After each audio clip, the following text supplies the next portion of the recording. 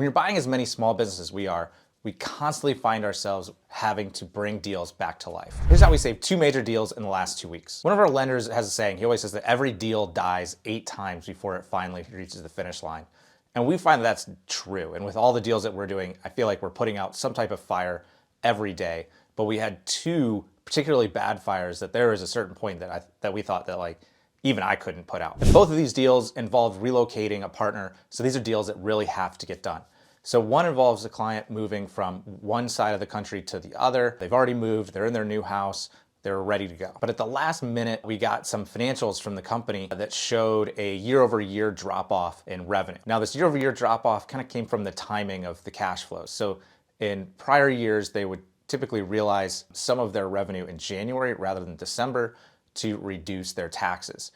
This year, they realized all their revenue in December, so January looked really weak. So the lender looked at those numbers and saw a huge drop off and said that the deal wasn't gonna work. They weren't gonna do the deal on the current terms. And I mean, this was right at the finish line. It was days from closing. So we got together with the sellers and everyone involved. We tried to make some adjustments to the deal to try to make it work.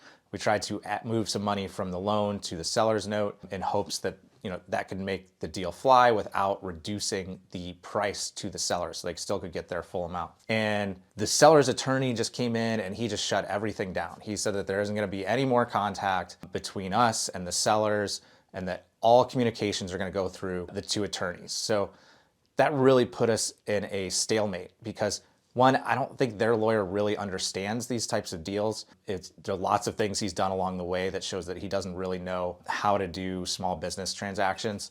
So we knew he wasn't going to be a very good intermediary, that he doesn't really understand what's going on. And of course, we had a communication problem, really. So the worst thing you can do when you have a communication problem, getting everyone on the same page, is not being able to talk to each other. So what we did is we kept a back channel through the broker on the deal. We might talk a lot of smack about brokers, but when you get late in a deal, they become your absolute best friend. So we started working with the broker. We made it clear that we're both on the same page, that this isn't a tactic that we're trying to make changes to the deal. It's something that's really happening, that they did something on their financials that's cause and effect, that the thing that they did is causing this problem. We're not blaming them, we're not upset with them, but we need their help to fix it. So after about a 1.5, 2 week delay, we finally broke through. The broker talked to the sellers. The sellers really didn't like this working through the attorneys as much as we did.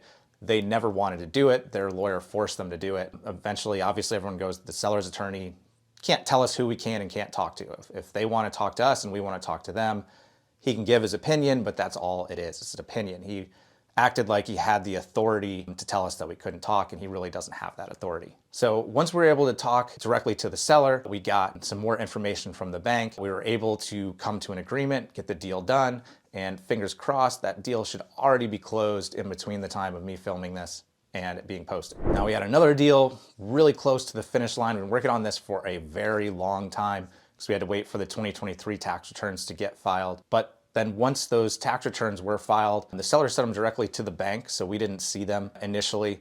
We get an email from the bank that says, this deal isn't going to work anymore. And again, this is another one right at the finish line. We had a client who's moving from a different country. He's in a country now that there's some issues going on that they need to get out of that country. It's not very friendly to business owners. So it's really important to us that we can help our client and get him back to the United States where his family's going to be in a much better situation.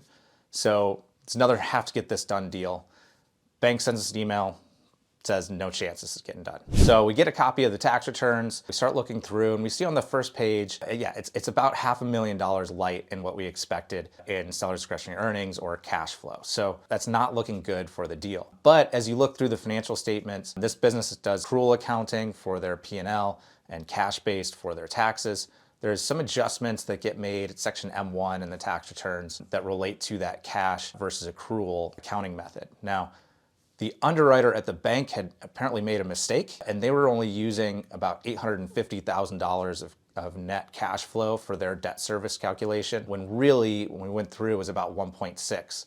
So working with our BDO is one of our favorite BDOs, business development officer. They're usually the SBA lender that you're speaking to. We worked through the financial statements. We showed the 1.6. He sent some messages to the underwriter, deal saved. So, but there were a few days there where We didn't think they were going to give us credit for some of the adjustments to the M1 section, and the deal wasn't going to work. So if the bank wasn't going to give us credit for those adjustments, we didn't know what we'd do. The seller is very stubborn.